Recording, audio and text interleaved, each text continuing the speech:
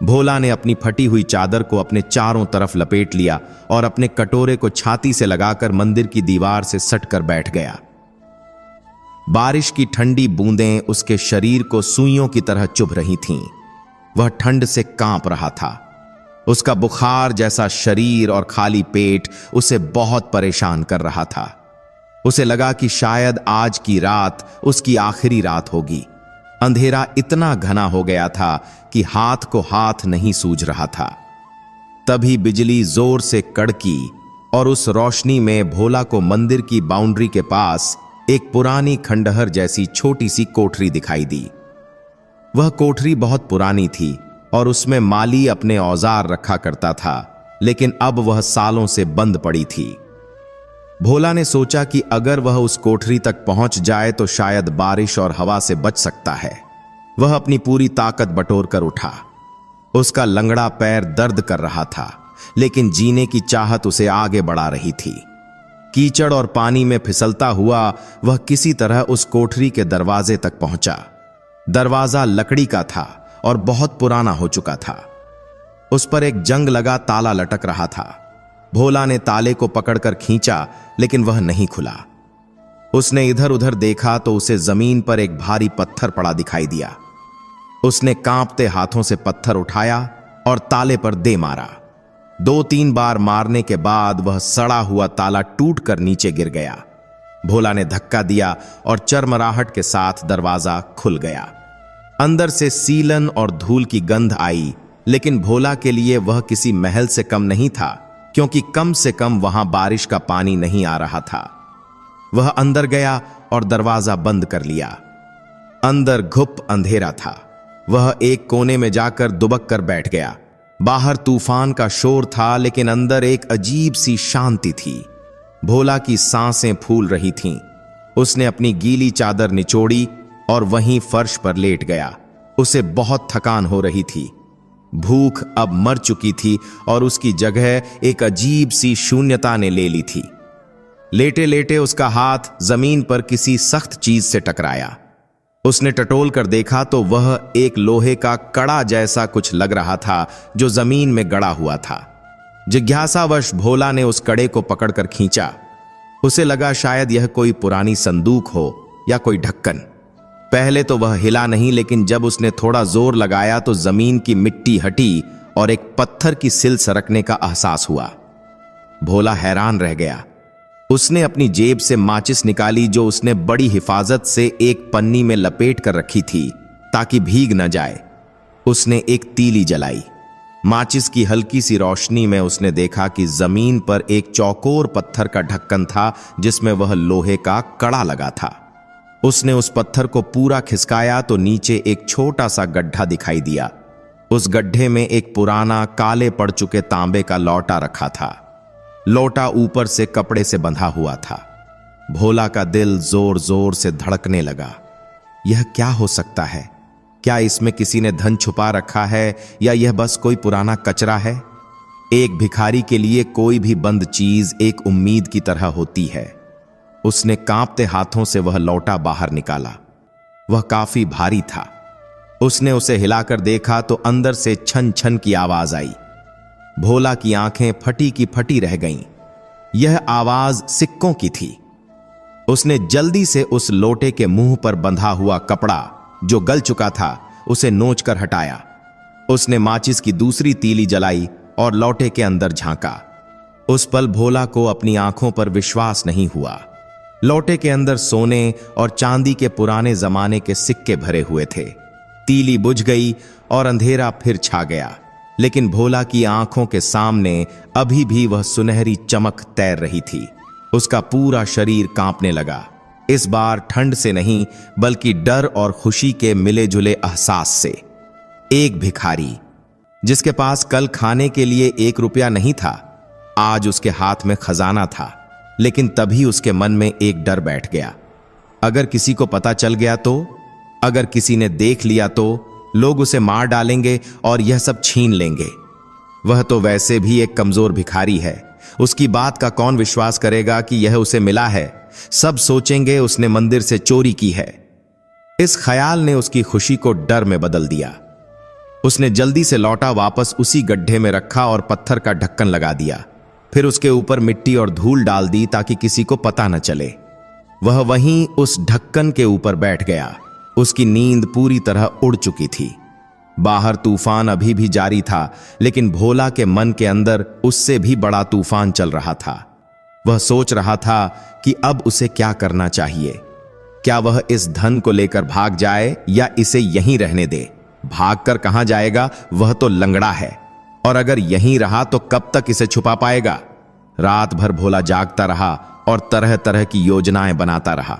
सुबह जब बारिश रुकी और सूरज की पहली किरण निकली तो भोला ने कोठरी का दरवाजा धीरे से खोला और बाहर झांका। सब कुछ शांत था।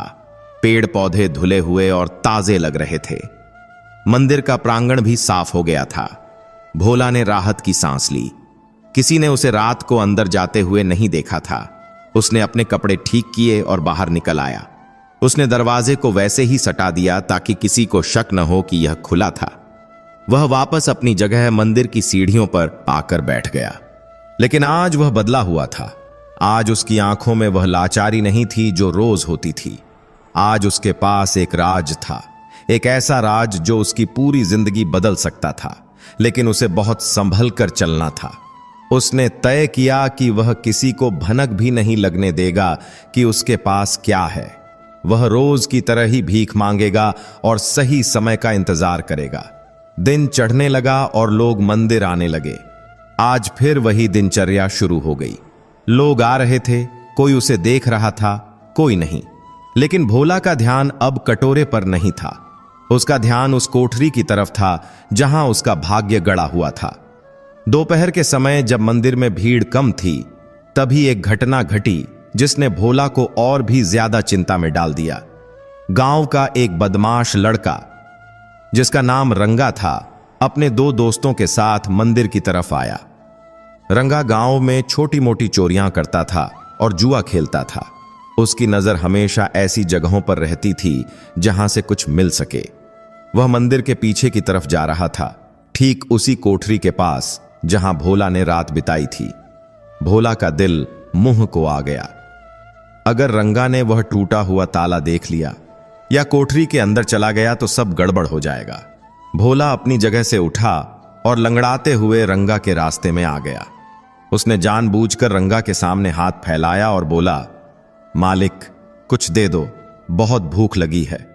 रंगा ने गुस्से में भोला को धक्का दिया और बोला, हट जा रास्ते से पागल कहीं के, सुबह सुबह दिमाग खराब करने आ जाते हैं।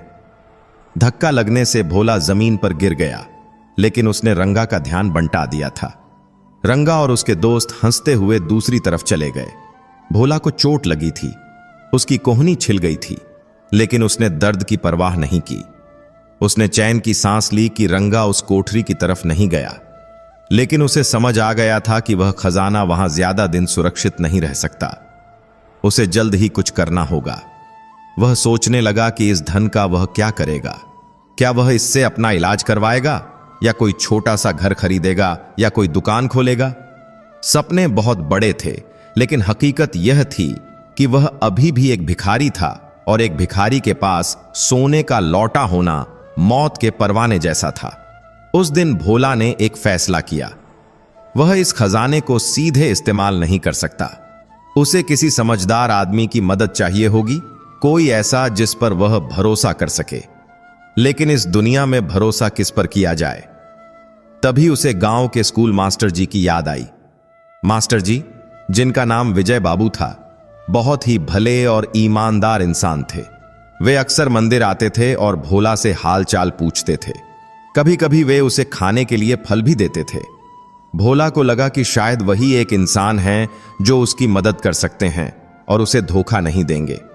लेकिन डर यह भी था कि इतना सोना देखकर अच्छे अच्छों का ईमान डोल जाता है। भोला इसी उधेड़बुन में था कि शाम हो गई। आरती का समय हो गया और घंटियों की आवाज गूंजने लगी। भोला ने अपनी आंखों को बंद किया और भगवान से प्रार्थना की कि उसे सही रास्ता दिखाए।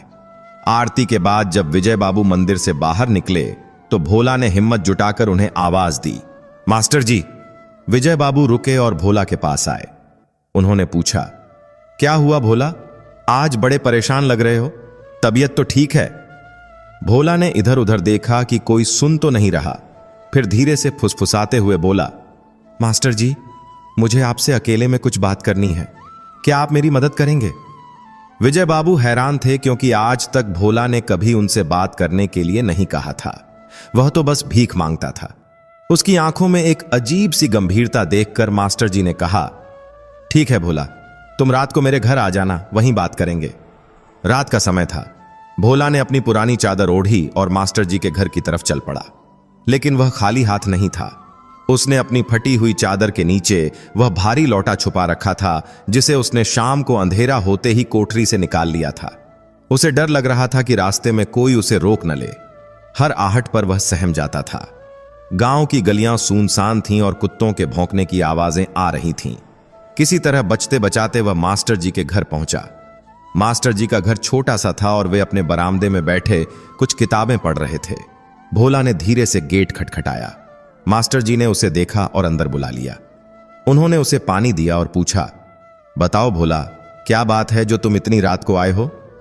भोला ने कांपते हाथों से अपनी चादर हटाई और वह मिट्टी से सना हुआ तांबे का लोटा मास्टर जी के सामने मेज पर रख दिया। मास्टर जी ने हैरानी से लोटे को देखा और फिर भोला को। यह क्या है भोला? उन्होंने पूछा। भोला ने बिना कुछ बोले लोटे के अंदर से एक मुट्ठी सोने के सिक्के निकालकर मेज पर रख दिए। दिए की रोशनी में सोने की चमक से पूरा कमरा जगमगा उठा। विजय बाबू की आंखें फटी रह गईं। वे अपनी कुर्सी से खड़े हो गए। उन्होंने सिक्कों को हाथ में लेकर देखा। वे असली सोने के मोहरें थीं, जो शायद सदियों पुरानी थीं। भोला, यह तुम्हें कहां से मिला? मास्टर जी की आवाज में अविश्वास था। भोला ने उन्हें सारी बात सच सच बता दी। तूफान वाली रात, कोठरी और वह गड्ढा। उसने मास्टर जी के पैर पकड़ लिए और रोते हुए बोला, मास्टर जी, मैं अनपढ़ हूं, लंगड़ा हूं। मैं इस धन का क्या करूंगा मुझे नहीं पता। अगर मैंने इसे बेचने की कोशिश की तो पुलिस मुझे पकड़ लेगी या चोर मुझे मार डालेंगे। आप ही मुझे कोई रास्ता दिखाइए। मैं चाहता हूं कि मेरी बची हुई जिंदगी इज्जत से कटे। मुझे अब और भीख नहीं मांगनी। मास्टर जी ने भोला को उठाया और कुर्सी पर बैठाया। वे खुद भी गहरे सोच में पड़ गए थे। यह खजाना इतना ज्यादा था कि पूरे गांव की तकदीर बदल सकता था। लेकिन यह भोला को मिला था तो इस पर हक उसी का था। मास्टर जी की ईमानदारी की अब परीक्षा थी। उन्होंने भोला की आंखों में देखा, जहां सिर्फ डर और उम्मीद थी। विजय बाबू ने एक गहरी सांस ली और बोले, भोला, तुम सही कह रहे हो। यह धन तुम्हारे लिए वरदान भी है और अभिशाप भी। अगर दुनिया को पता चला तो तुम्हारी जान को खतरा हो जाएगा। लेकिन चिंता मत करो, मैं तुम्हारे साथ हूं। हम इसे सही तरीके से इस्तेमाल करेंगे। मास्टर जी ने अपनी बात आगे बढ़ाई और भोला को समझाया कि यह खजाना बहुत पुराना है और अगर हम इसे गांव में ही किसी सुनार को दिखाएंगे तो बात आग की तरह फैल जाएगी। हो सकता है कि पुलिस आ जाए और यह सब सरकारी खजाने में जमा हो जाए, फिर तुम्हें कुछ नहीं मिलेगा। इसलिए हमें बहुत सावधानी से काम लेना होगा। विजय बाबू ने तय किया कि वे अगले दिन शहर जाएंगे, जो यहां से काफी दूर है। वहां बड़े बाजार में किसी अनजान जौहरी को 1 या 2 सिक्के बेचकर देखेंगे कि उनकी कीमत क्या है। तब तक के लिए उस लोटे को सुरक्षित रखना जरूरी था। मास्टर जी ने अपने घर के आंगन में तुलसी के चबूतरे के पास ही एक गड्ढा खोदा और भोला की मदद से उस लोटे को वहीं गाड़ दिया। ऊपर से मिट्टी डालकर उसे बराबर कर दिया ताकि किसी को शक न हो। उस रात भोला मास्टर जी के घर के बरामदे में ही सोया। सालों बाद उसे छत के नीचे सोने को मिला था और सबसे बड़ी बात यह थी कि अब उसके सिर पर उस भारी राज का बोझ अकेले नहीं था। उसे लगा जैसे मास्टर जी के रूप में भगवान ने उसे एक सहारा भेज दिया है। नींद तो उसे अब भी नहीं आ रही थी, लेकिन यह बेचैनी डर की नहीं बल्कि आने वाले कल की उम्मीद की थी। वह सोच रहा था कि क्या सच में उसकी फटी हुई जिंदगी रफू हो पाएगी? क्या सच में वह इंसानों जैसी जिंदगी जी पाएगा? अगली सुबह सूरज निकलने से पहले ही मास्टर जी और भोला तैयार हो गए। मास्टर जी ने भोला को अपने पुराने कपड़े दिए ताकि वह थोड़ा ठीक दिखे। हालांकि वे कपड़े भोला को थोड़े ढीले थे, लेकिन उसकी फटी चिथड़े वाली पोशाक से लाख गुना बेहतर थे। दोनों बस स्टैंड पहुंचे और शहर जाने वाली पहली बस पकड़ ली। भोला के लिए बस में बैठना किसी सपने जैसा था। उसने न जाने कितने साल उस मंदिर की सीढ़ियों पर धूल फांकते हुए बिता दिए थे। दुनिया उसके आगे से गुजर जाती थी और वह वहीं रुका हुआ था। आज वह खुद चल रहा था, अपनी किस्मत बदलने के सफर पर। बस की खिड़की से बाहर देखते हुए उसे पेड़ पौधे पीछे छूटते दिखाई दे रहे थे, ठीक वैसे ही जैसे उसके बुरे दिन अब पीछे छूट रहे थे। शहर पहुंचकर मास्टर जी उसे एक बड़ी सराफा मंडी में ले गए। वहां दुकानों की चमक धमक देखकर भोला की आंखें चौंधिया गईं। उसे डर लग रहा था कि कहीं कोई उसे पहचान न ले कि वह वही भिखारी है, लेकिन नए कपड़ों और धुले हुए चेहरे के साथ उसे पहचानना मुश्किल था। मास्टर जी एक पुरानी और भरोसेमंद दिखने वाली दुकान में घुसे। दुकानदार एक बुजुर्ग व्यक्ति था। मास्टर जी ने अपनी जेब से केवल एक सोने का सिक्का निकाला और दुकानदार के सामने रखते हुए कहा कि यह हमारे परदादा के जमाने का है। घर में मुसीबत है, इसलिए बेचना पड़ रहा है। दुकानदार ने सिक्का उठाया, उसे उलट पुलट कर देखा, फिर एक कसौटी पर रगड़कर उसकी परख की। उसकी आंखों में चमक आ गई। उसने मास्टर जी से पूछा कि क्या ऐसे और भी सिक्के हैं? मास्टर जी ने बड़ी होशियारी से कहा कि नहीं, बस यही एक बचा था जो मुसीबत के वक्त के लिए रखा था। दुकानदार ने उस सिक्के का वजन किया और आज के भाव के हिसाब से उसकी कीमत बताई। कीमत सुनकर भोला के पैरों तले जमीन खिसक गई। वह एक सिक्का ही इतना कीमती था कि भोला को जिंदगी भर भीख मांगने पर भी उतने पैसे नहीं मिलते। दुकानदार ने नोटों की एक गड्डी मास्टर जी के हाथ में थमा दी। मास्टर जी ने पैसे गिने और चुपचाप भोला को लेकर दुकान से बाहर आ गए। बाहर आकर उन्होंने भोला के कंधे पर हाथ रखा और मुस्कुराते हुए कहा, देखा भोला, यह तुम्हारे अच्छे दिन की शुरुआत है। भोला की आंखों से आंसू बहने लगे। वह वहीं सड़क पर मास्टर जी के पैरों में गिरने लगा, लेकिन मास्टर जी ने उसे संभाल लिया और कहा, अब तुम भिखारी नहीं हो भोला, अब तुम एक इज्जतदार आदमी हो, कभी किसी के पैरों में मत गिरना। उस दिन मास्टर जी ने सबसे पहले भोला को एक अच्छे नाई की दुकान पर ले जाकर उसकी हजामत बनवाई। उसके बड़े हुए बाल और दाढ़ी कटवा दिए। फिर उसे नहला धुलाकर बाजार से नए कपड़े खरीदवाए। जब भोला आईने के सामने खड़ा हुआ तो वह खुद को पहचान नहीं पाया। वह मैला कुचैला भिखारी गायब हो चुका था और उसकी जगह एक साधारण लेकिन साफ सुथरा अधेड़ आदमी खड़ा था। इसके बाद मास्टर जी उसे एक अच्छे होटल में ले गए। भोला ने जब टेबल पर बैठकर गर्मा गर्म खाना देखा, दाल, चावल, सब्जी और रोटी, तो उसके हाथ कांपने लगे। उसने पहला निवाला मुंह में डाला तो स्वाद से ज्यादा उसे अपनी किस्मत पर रोना आ गया। वह खाने के साथ साथ अपने आंसुओं को भी निगलता जा रहा था। आसपास के लोग उसे देख रहे थे, लेकिन आज उसे किसी की परवाह नहीं थी। आज वह पेट भर रहा था, वह भी अपनी कमाई से, या यूं कहें कि अपने भाग्य से। खाना खाने के बाद मास्टर जी ने उसे कुछ पैसे नकद दिए और कहा कि यह तुम्हारी जेब खर्च के लिए हैं। बाकी पैसे मैं तुम्हारे नाम से डाक खाने में जमा करवा दूंगा ताकि भविष्य में काम आए। लेकिन मास्टर जी ने एक बहुत महत्वपूर्ण बात समझाई। उन्होंने कहा, भोला, अभी हमारे पास बहुत सारे सिक्के बाकी हैं, लेकिन हम रातों रात अमीर बनकर नहीं घूम सकते। अगर गांव वालों ने देखा कि कल का भिखारी आज राजा बन गया है तो सब शक करेंगे, लोग तुमसे जलेंगे और हो सकता है तुम्हें नुकसान पहुंचाएं। इसलिए तुम्हें अब भी सादगी से रहना होगा। हम सबको बताएंगे कि मैंने तुम्हें अपने स्कूल में माली की नौकरी दे दी है और रहने के लिए अपने घर के पीछे वाला कमरा दिया है। इससे तुम्हारी इज्जत भी बनी रहेगी और किसी को तुम्हारे खजाने पर शक भी नहीं होगा। भोला को मास्टर जी की बात एकदम सही लगी। वह समझ गया था कि दौलत को हजम करना दौलत कमाने से ज्यादा मुश्किल होता है। शाम को जब वे गांव वापस लौटे तो भोला का हुलिया देखकर कोई उसे पहचान नहीं पाया। जब वह मंदिर के पास से गुजरा तो उसे अपनी वो पुरानी जगह खाली दिखाई दी। वहां अब भी कुछ कुत्ते बैठे थे और एक दो नए भिखारी आ गए थे। भोला को एक अजीब सी सिहरन हुई। उसने मन ही मन भगवान को धन्यवाद दिया और मास्टर जी के साथ उनके घर चला गया। मास्टर जी ने उसे अपने घर के पीछे बना एक छोटा सा कमरा रहने के लिए दे दिया। बसा तक का कमरा साफ था। उसमें एक चारपाई और एक पंखा था। भोला के लिए यह स्वर्ग से कम नहीं था। मास्टर जी ने उसे समझाया कि अब से वह रोज सुबह स्कूल जाएगा, पेड़ पौधों को पानी देगा और स्कूल की साफ सफाई देखेगा। इसके बदले उसे हर महीने तनख्वाह मिलेगी। यह तनख्वाह असल में उसी के सिक्कों के पैसे थे, लेकिन दुनिया की नजरों में यह उसकी मेहनत की कमाई होने वाली थी। उस रात भोला अपनी चारपाई पर लेटा तो उसे नींद नहीं आई। वह बार बार उठकर अपनी नई शर्ट को छूता, अपनी जेब में रखे नोटों को टटोलता। उसे यकीन नहीं हो रहा था कि यह सब हकीकत है। बाहर सन्नाटा था, लेकिन भोला के अंदर एक नई जिंदगी का शोर था। उसने कसम खाई कि वह इस मौके को गंवाएगा नहीं। वह अब एक नई पहचान बनाएगा। दिन बीतने लगे और भोला की जिंदगी पटरी पर आने लगी।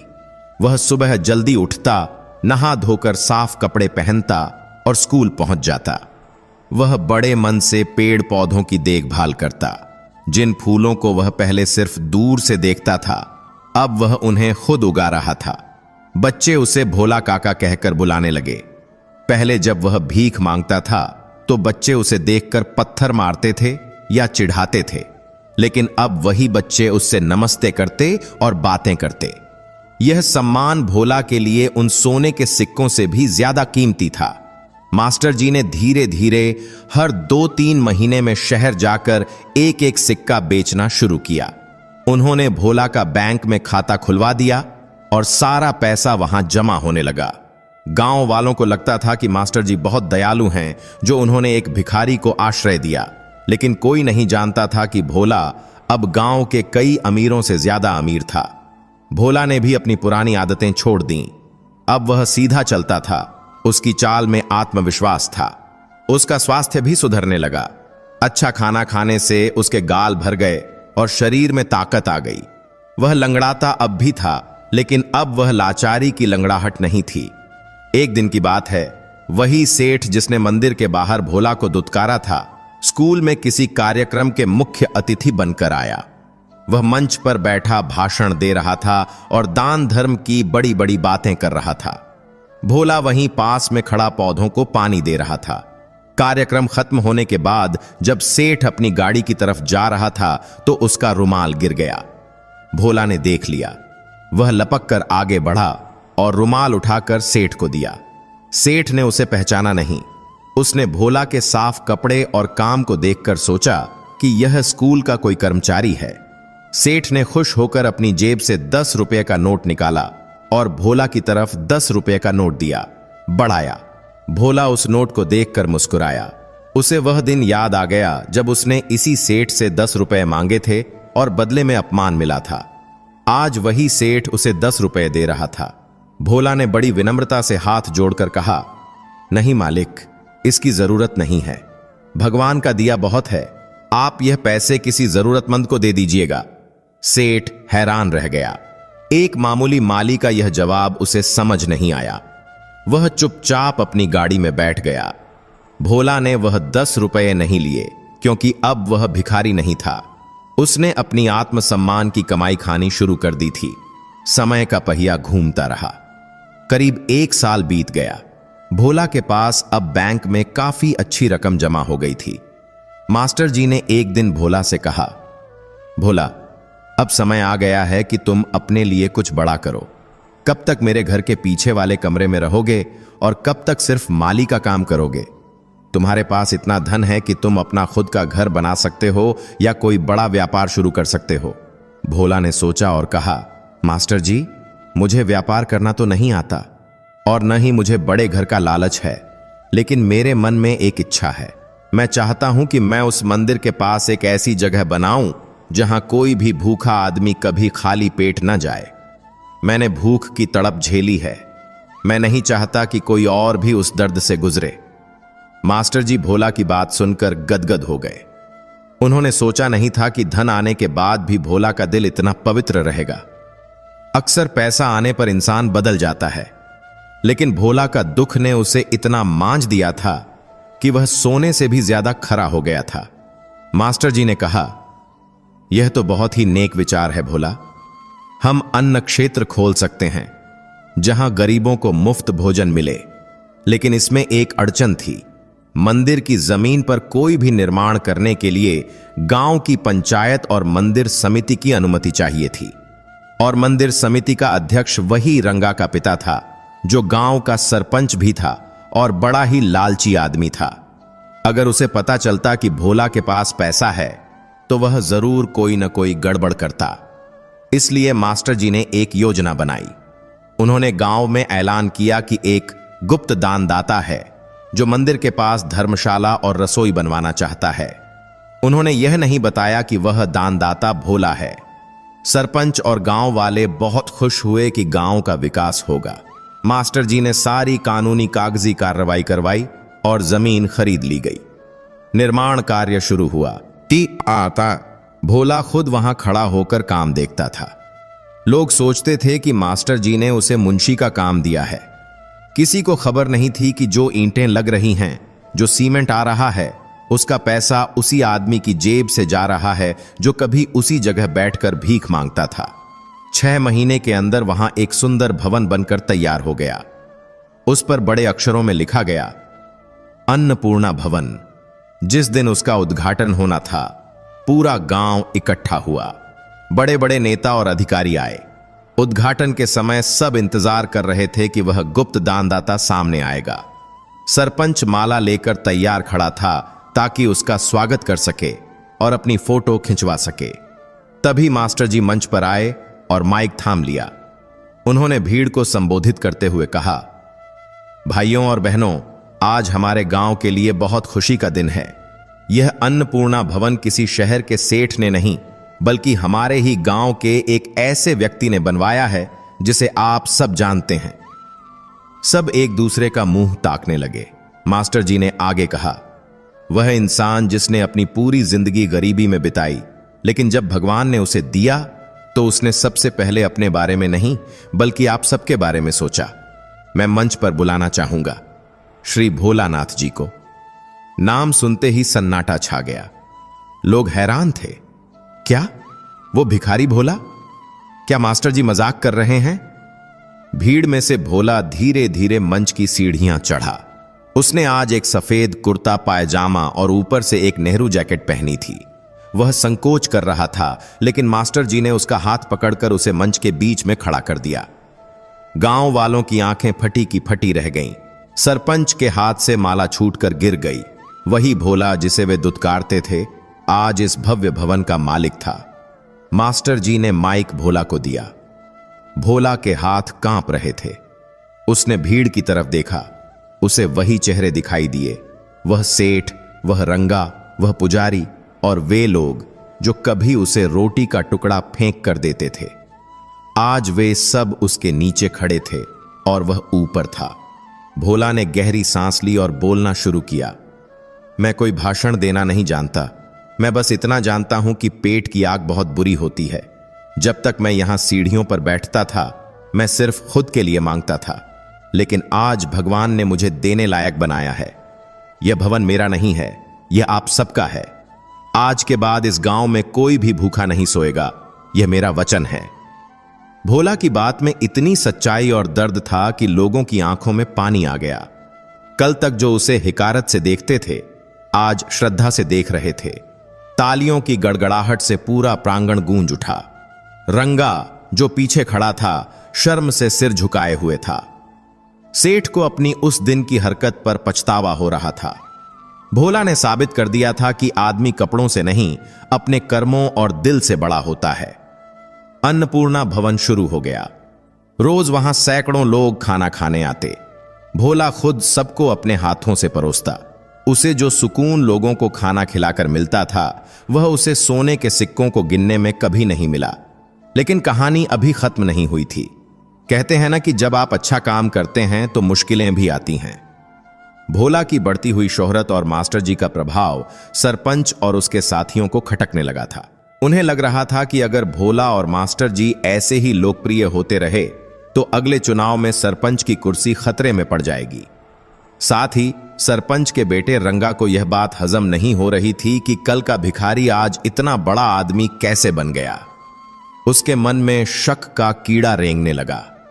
उसे याद आया कि उस तूफानी रात को उसने भोला को उसी पुरानी कोठरी के पास देखा था।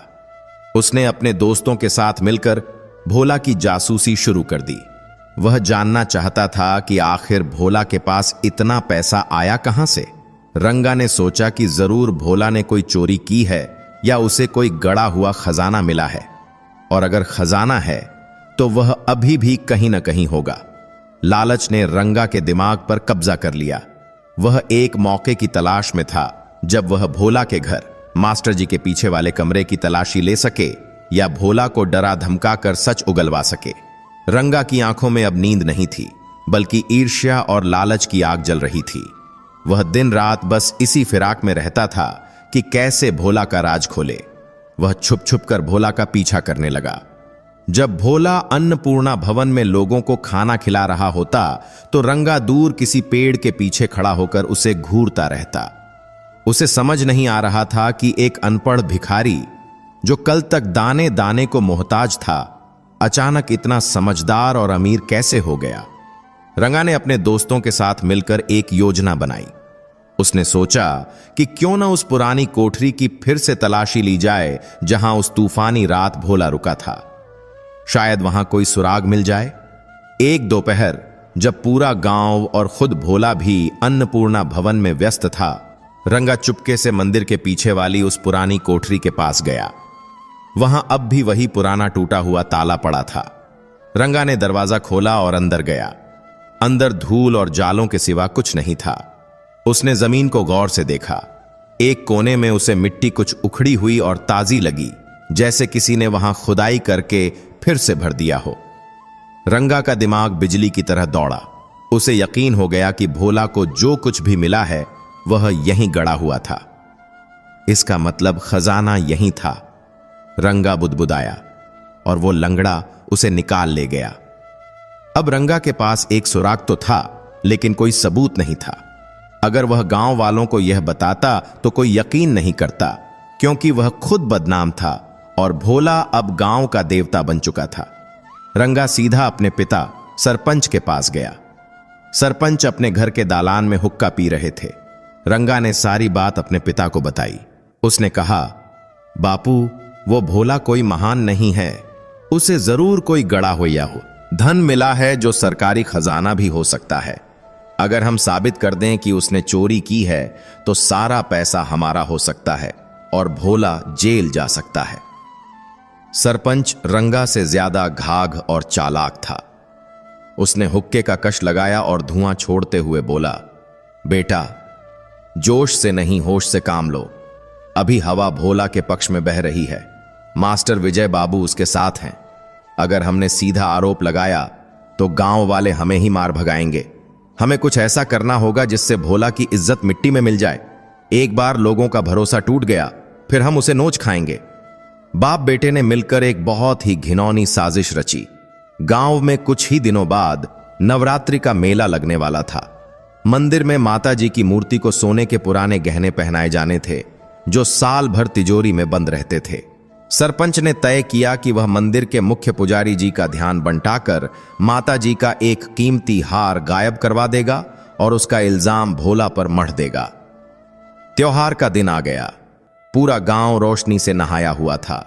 अन्नपूर्णा भवन में भी विशेष भोज का आयोजन था। भोला बहुत खुश था। वह सुबह से ही भाग भाग कर काम कर रहा था। कभी रसोई में हलवाई को निर्देश देता तो कभी आने वाले मेहमानों के लिए दरी बिछवाता। उसके चेहरे पर एक अलग ही रौनक थी। उसे क्या पता था कि उसकी यही खुशी कुछ लोगों की आंखों में चुभ रही है। शाम को मंदिर में महाआरती होने वाली थी। भीड़ बहुत ज्यादा थी। इसी भीड़ का फायदा उठाकर रंगा मंदिर के गर्भगृह के पास पहुंचा। सरपंच ने पुजारी जी को बातों में लगा लिया और बाहर बुला लिया। मौका मिलते ही रंगा ने माता जी की मूर्ति के चरणों में रखा एक भारी सोने का हार, जिसे 9 लखा हार कहते थे, अपनी जेब में डाल लिया। वह बड़ी सफाई से वहां से निकला और भीड़ में गायब हो गया। रंगा सीधा मास्टर जी के घर की तरफ गया। उसे पता था कि इस समय भोला मंदिर में है और मास्टर जी आरती की तैयारी में हैं, इसलिए घर पर कोई नहीं होगा। रंगा दीवार फांदकर पीछे के आंगन में कूदा और भोला के कमरे की खिड़की से वह हार अंदर उसके बिस्तर के गद्दे के नीचे सरका दिया। काम पूरा करके वह वापस भीड़ में शामिल हो गया जैसे कुछ हुआ ही न हो।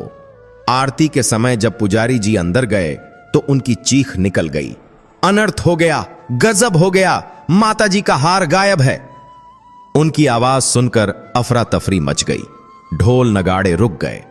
सरपंच ने आगे बढ़कर बनावटी गुस्से में कहा, यह कैसे हो सकता है? अभी तो हार यहीं था, जरूर चोर यहीं कहीं आसपास है। मंदिर के द्वार बंद कर दिए जाएं, किसी को बाहर न जाने दिया जाए। लोग घबरा गए। सरपंच ने चिल्लाकर कहा, हमें सबकी तलाशी लेनी होगी और सबसे पहले उन लोगों की जिन पर हमें शक है। मंदिर में आजकल बहुत से बाहरी और छोटे लोग आ जा रहे हैं। उसका इशारा साफ तौर पर भोला की तरफ नहीं था, लेकिन माहौल ऐसा बना दिया गया था। रंगा ने धीरे से भीड़ में एक बात फैला दी, मैंने आज दोपहर को भोला को मंदिर के अंदर अकेले में घूमते देखा था।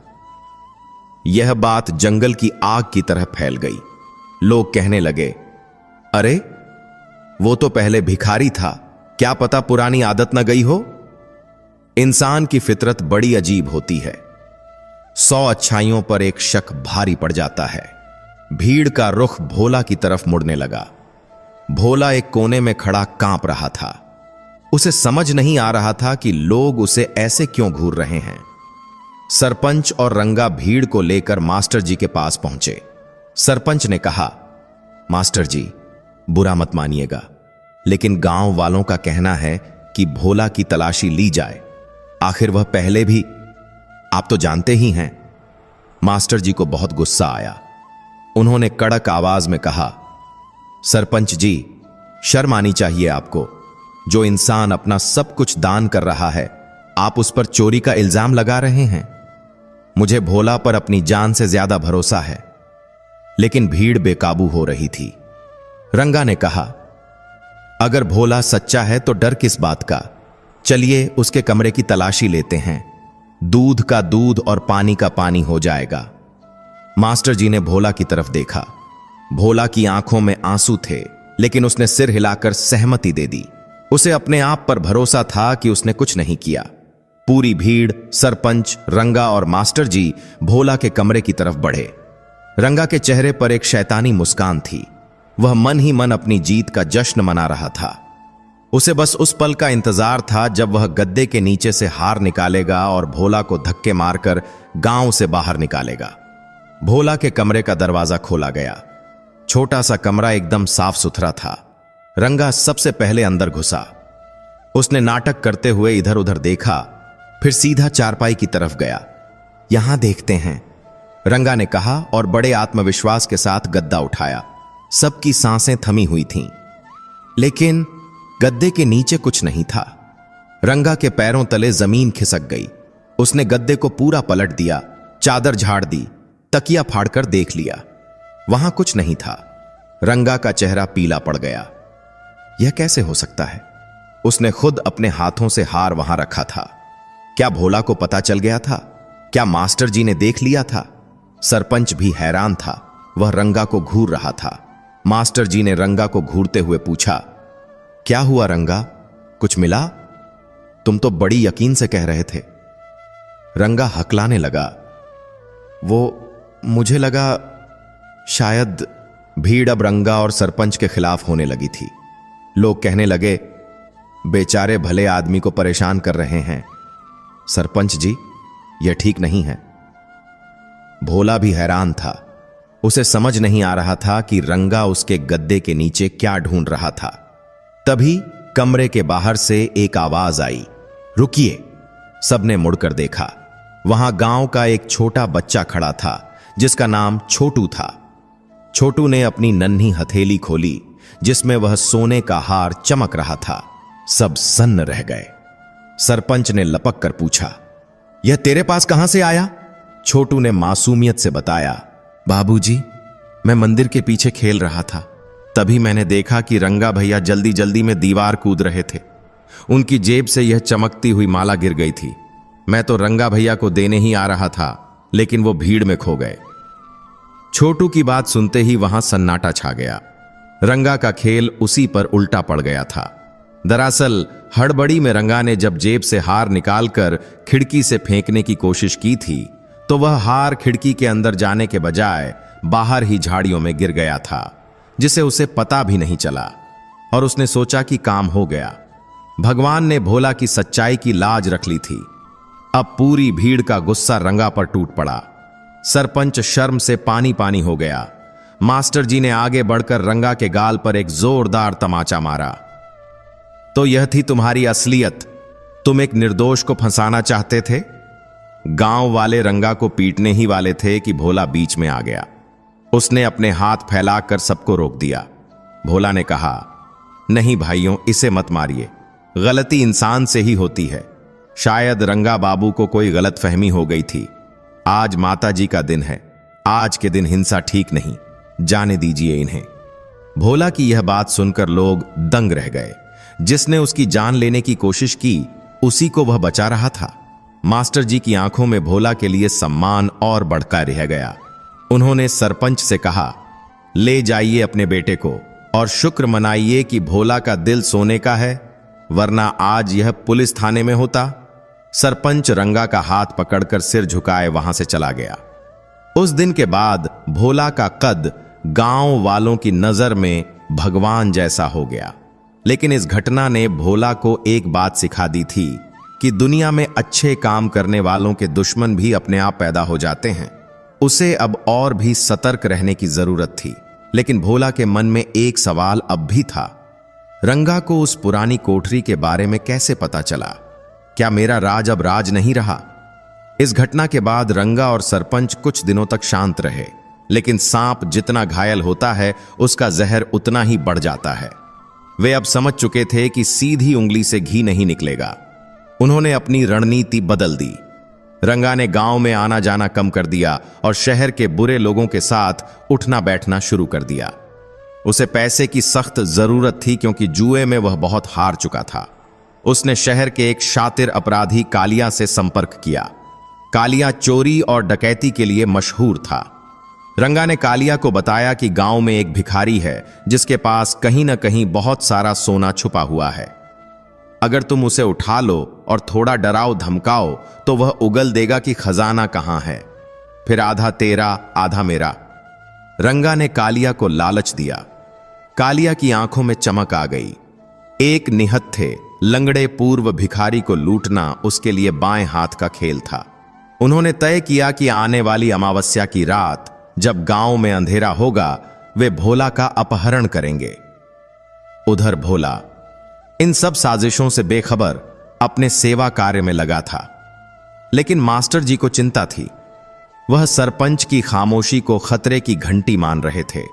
उन्होंने भोला को समझाया था, भोला अब तुम रात को अकेले बाहर मत निकला करो और अन्नपूर्णा भवन से घर आते वक्त भी किसी को साथ ले लिया करो। भोला हंसकर कहता, मास्टर जी, जिसका रक्षक भगवान है उसका कोई क्या बिगाड़ेगा। लेकिन मास्टर जी ने अपनी तरफ से भोला की सुरक्षा के लिए एक उपाय सोचा।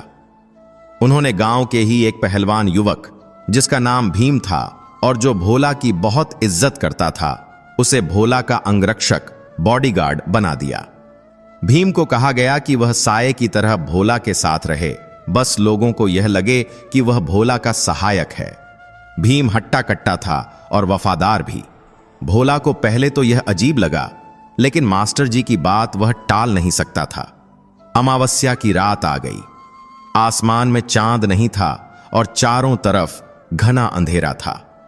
भोला अन्नपूर्णा भवन का हिसाब किताब निपटाकर देर रात घर लौट रहा था। भीम उसके साथ था, हाथ में एक लाठी लिए। रास्ता सुनसान था। जैसे ही वे दोनों गांव के बाहरी हिस्से से गुजर रहे थे, अचानक एक जीप तेजी से आई और उनके सामने रुक गई। जीप में से 4 नकाबपोश आदमी निकले जिनके हाथों में चाकू और डंडे थे। यह कालिया और उसके गुंडे थे। रंगा दूर जीप में बैठा तमाशा देख रहा था। गुंडों ने भोला को घेर लिया। चुपचाप हमारे साथ चलो वरना यहीं काट कर फेंक देंगे, कालिया गुर्राया। भोला घबरा गया। उसने कभी ऐसी हिंसा नहीं देखी थी। लेकिन इससे पहले कि कोई गुंडा भोला को हाथ लगाता, भीम शेर की तरह उन पर टूट पड़ा। भीम ने अपनी लाठी घुमाई और पहले ही वार में एक गुंडे के हाथ से चाकू गिरा दिया। लेकिन वे 4 थे और भीम अकेला।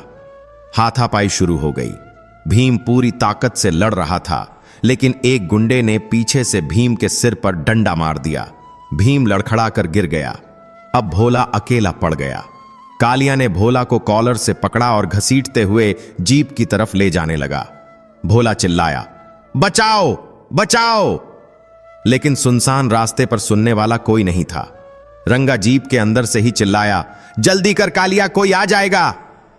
भोला ने अपनी पूरी जान लगाकर विरोध किया। उसने कालिया के हाथ पर काट लिया।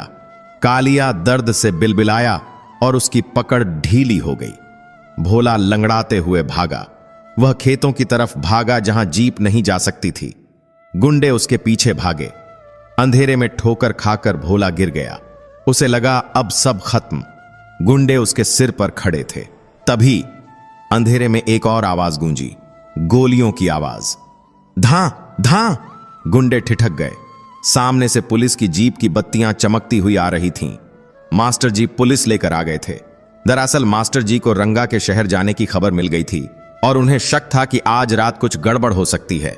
इसलिए उन्होंने पहले ही थानेदार को खबर कर दी थी और वे लोग गश्त पर थे।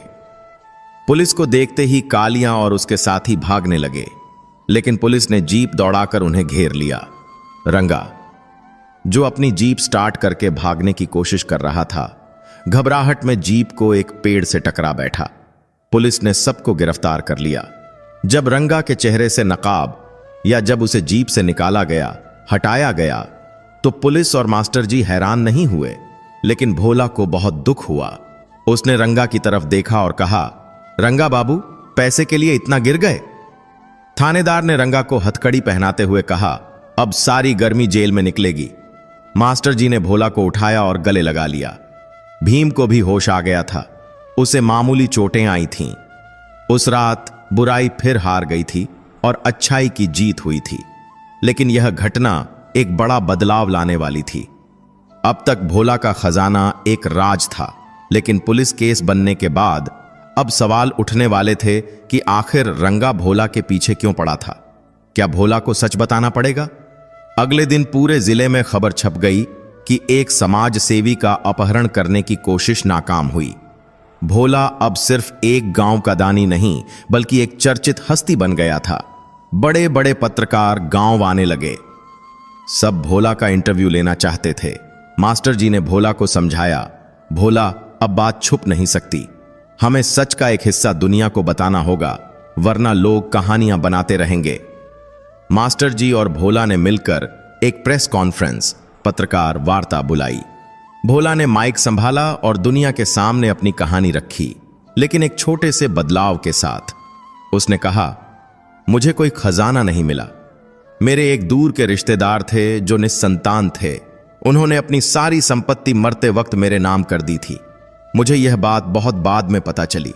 बस यही मेरा सच है।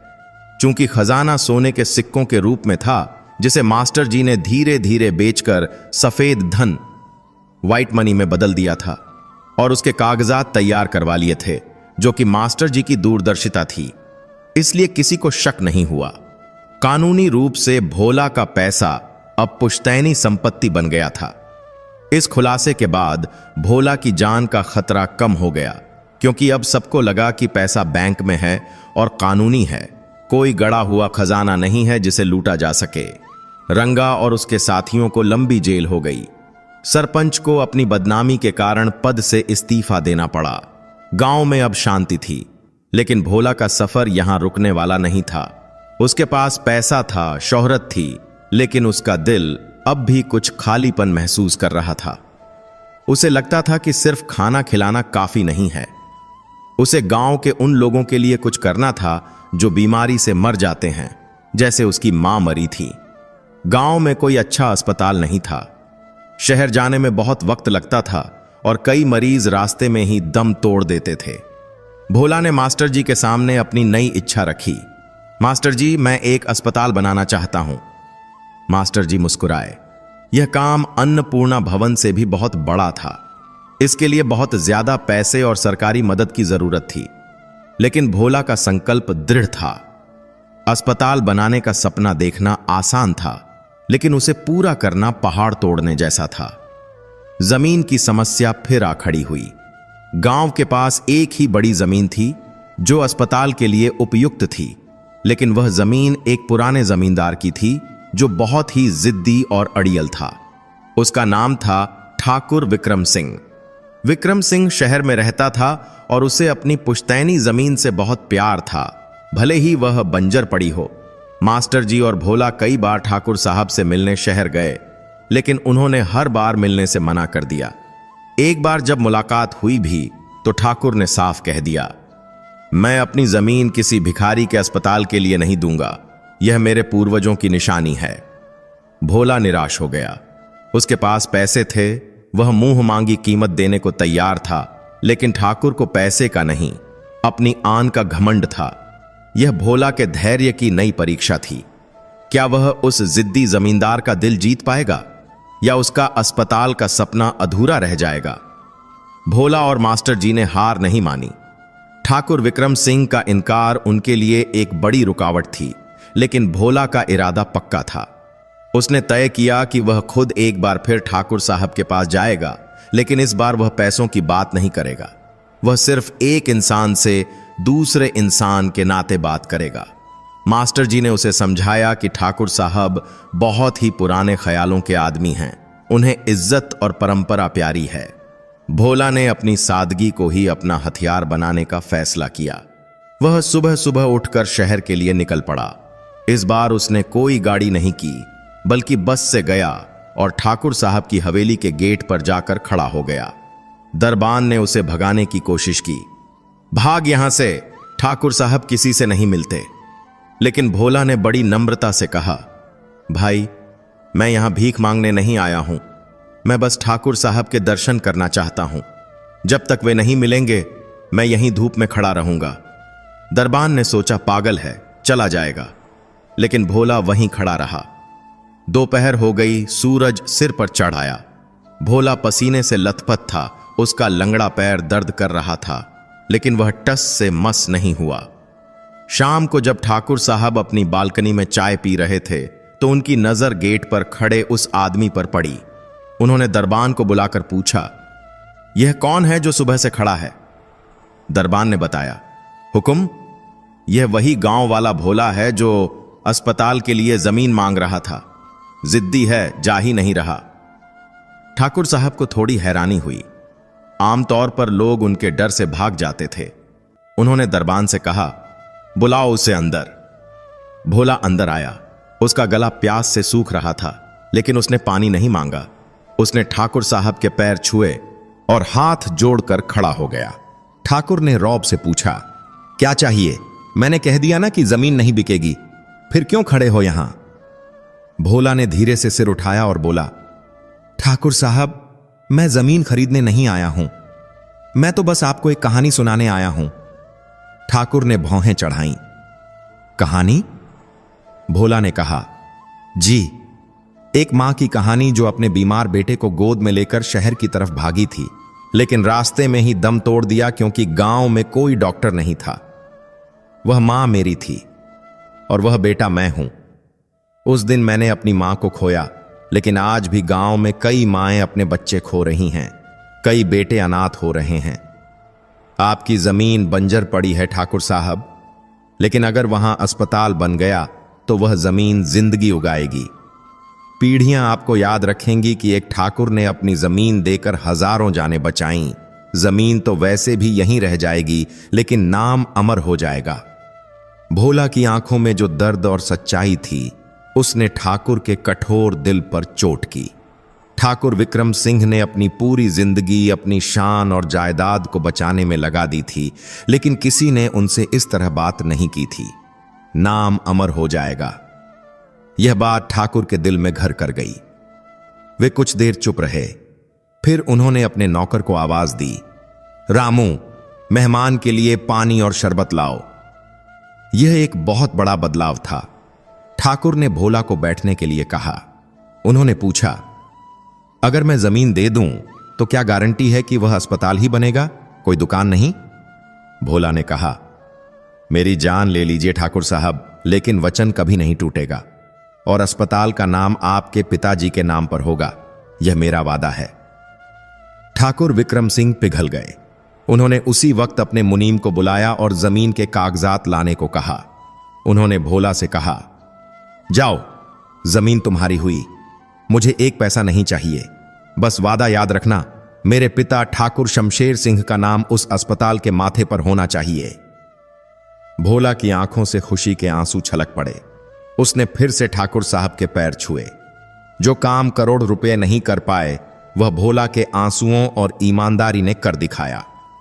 गांव में जब यह खबर पहुंची कि ठाकुर ने मुफ्त में जमीन दे दी है, तो किसी को यकीन नहीं हुआ। लोग कहने लगे कि भोला के पास कोई जादू है। अब अस्पताल बनने का रास्ता साफ था।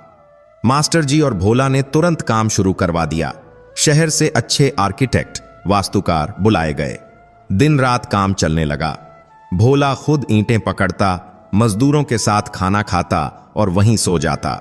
उसे देखकर गांव के नौजवान भी शर्मिंदा हुए और वे भी श्रमदान, मुफ्त सेवा करने के लिए आगे आए।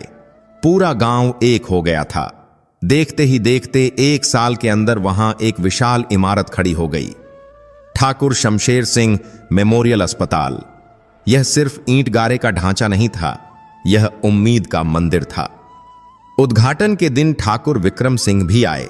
जब उन्होंने अपने पिता का नाम सुनहरे अक्षरों में लिखा देखा, तो उनकी छाती गर्व से फूल गई।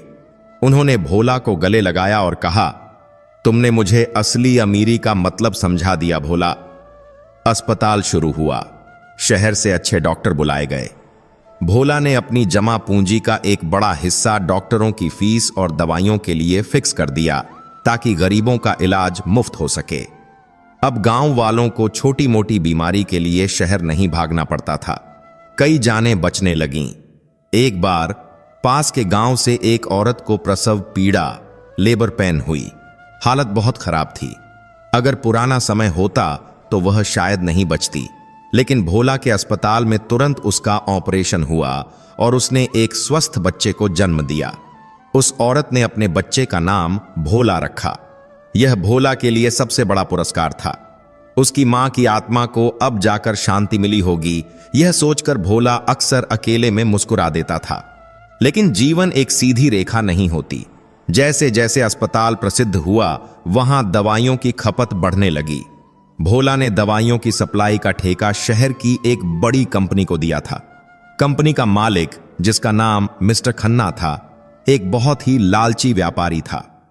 शुरू में तो उसने अच्छी दवाइयां भेजीं, लेकिन जब उसने देखा कि भोला एक सीधा सादा आदमी है और उसे डॉक्टरी का ज्यादा ज्ञान नहीं है, तो उसने हेराफेरी शुरू कर दी। खन्ना ने असली दवाइयों की जगह नकली और सस्ती दवाइयां भेजना शुरू कर दिया और बिल असली दवाइयों का बनाता रहा। भोला को इस बात की भनक भी नहीं थी। वह तो बस चेक साइन कर देता था।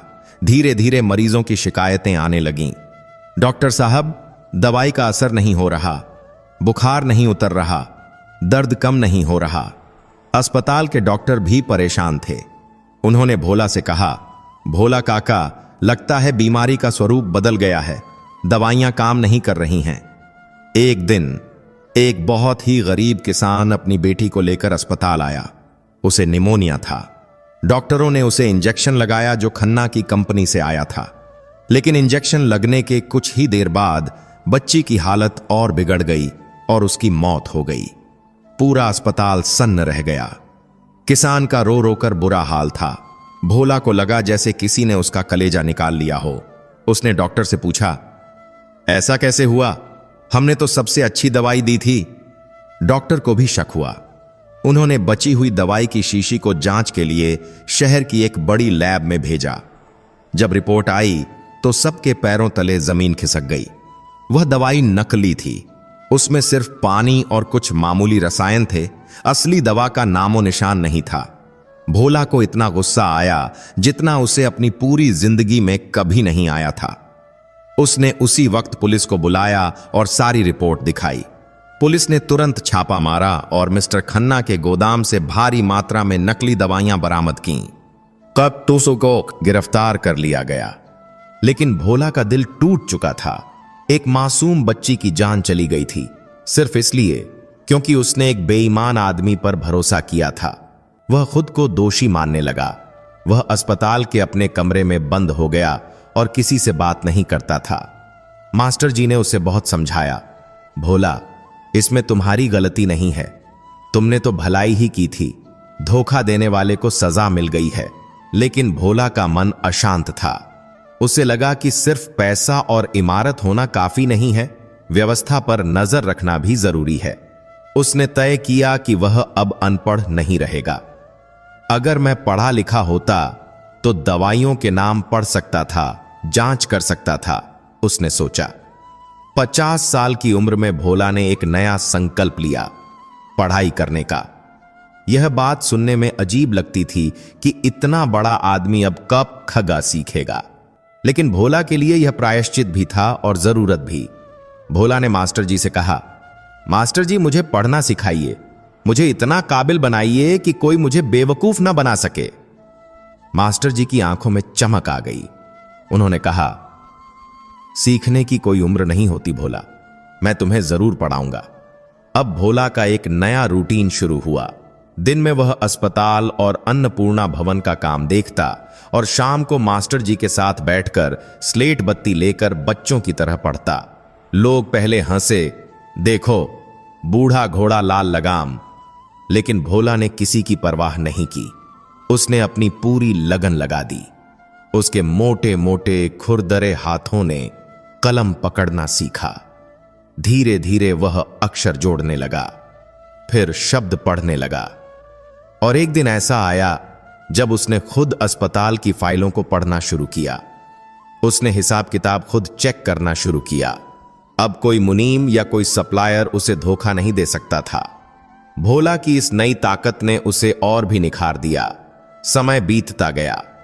भोला अब बूढ़ा होने लगा था। उसके बाल पूरी तरह सफेद हो चुके थे और चलने में उसे अब छड़ी का सहारा लेना पड़ता था। लेकिन उसका रुतबा किसी राजा से कम नहीं था। उसने अपनी वसीयत विल बनवाई। मास्टर जी अब बहुत बुजुर्ग हो चुके थे और अक्सर बीमार रहते थे, इसलिए भोला को अब अपनी विरासत संभालने के लिए किसी योग्य उत्तराधिकारी की तलाश थी। उसके अपने कोई बच्चे नहीं थे। उसका परिवार तो यह पूरा गांव था, लेकिन उसे एक ऐसा व्यक्ति चाहिए था जो निस्वार्थ भाव से इस सेवा को आगे बढ़ा सके। उसकी नजर एक युवा डॉक्टर पर थी जिसका नाम डॉक्टर आनंद था। आनंद शहर का रहने वाला था, लेकिन उसने अपनी ऐश ओ आराम की जिंदगी छोड़कर भोला के अस्पताल में सेवा करना चुना था। वह दिन रात मरीजों की सेवा में लगा रहता था। भोला को उसमें अपनी जवानी की परछाई दिखती थी, वही तड़प, वही सेवा भाव। लेकिन भोला उसे परखना चाहता था। एक दिन भोला ने एक नाटक किया। उसने अफवाह फैलाई कि वह अपनी सारी जायदाद और अस्पताल को सरकार के हवाले करने वाला है, क्योंकि उसे किसी पर भरोसा नहीं है। यह खबर सुनकर कई लोग भोला के पास आए। कुछ लालची रिश्तेदार जो कभी नहीं आए थे, वे भी टपक पड़े। वे भोला को समझाने लगे, काका, हम तो आपके अपने हैं, हमें दीजिए। लेकिन डॉक्टर आनंद चुपचाप अपना काम करता रहा। उसे इस बात से कोई फर्क नहीं पड़ा कि मालिक कौन होगा, उसे बस अपने मरीजों की चिंता थी। एक दिन भोला ने आनंद को बुलाया और कहा, डॉक्टर साहब, सुना है आप शहर वापस जाने की सोच रहे हैं। यहां तो अब सरकार आने वाली है, आपकी तनख्वाह शायद कम हो जाए। आनंद ने मुस्कुराते हुए कहा, काका, मैं यहां तनख्वाह के लिए नहीं आया था। मुझे यहां जो सुकून मिलता है वह शहर के करोड़ों रुपयों में नहीं है। सरकार आए या कोई और, जब तक मेरे हाथ चल रहे हैं मैं यहीं इन गरीबों का इलाज करूंगा। भोला की आंखों में आंसू आ गए। उसे उसका वारिस मिल गया था। एक भव्य समारोह में भोला ने घोषणा की कि उसके बाद अन्नपूर्णा भवन और शमशेर सिंह अस्पताल की जिम्मेदारी एक ट्रस्ट संभालेगा और उस ट्रस्ट के मुख्य डॉक्टर आनंद होंगे। भोला ने अपनी निजी संपत्ति का एक एक पैसा उस ट्रस्ट के नाम कर दिया। उसने अपने लिए कुछ नहीं रखा सिवाय उन कपड़ों के जो उसने पहने थे। सब लोग हैरान थे, इतना त्याग। भोला ने माइक पर कहा, मैं नंगा आया था, नंगा ही जाऊंगा।